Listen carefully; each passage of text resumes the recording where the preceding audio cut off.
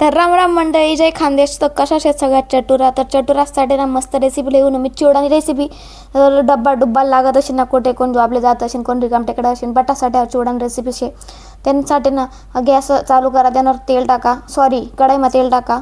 त्यानंतर त्या महिना पोहे तैलेवा ना गरम तेल मा पटापट पटापट, जेणेकरून ते पटकन हईवस. त्यानंतर त्यांना शेंगदाणा पण तैलेवा ना गरम तेल मास बरं का, थंड तेल मानी तया होतच त्या.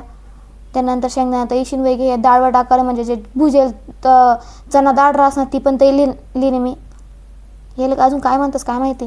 त्यानंतर कढीपत्ता पण तैली ना काढली आते तैशीन वेगळी येतो कितला टाईम राहू द्यावा त्यांनाच. त्यानंतर काजू असेल तर टाका, नसेल तर टाका तरी चालेल. त्यानंतरचे सगळं तैशीन वेगळे एक भांडामा काढा. पोहे, डाळवं,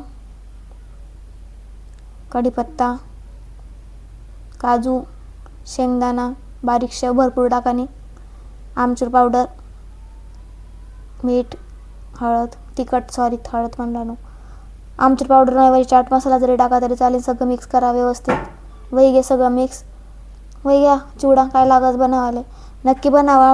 पोरासाठी टिफिनले, नवराला टिफिनले, बटाचे टिफिनले चालेल. चिवडा घरसुद्धा खाऊ शकतास आपण सुद्धा, मनसारखा आळशी लोक बी खाऊ शकतात. सगळ्यासाठी नक्की ट्राय करावं. हाई रेसिपी जर आवडली तर चॅनलला सबस्क्राईब करायला जाऊ नका तुम्ही.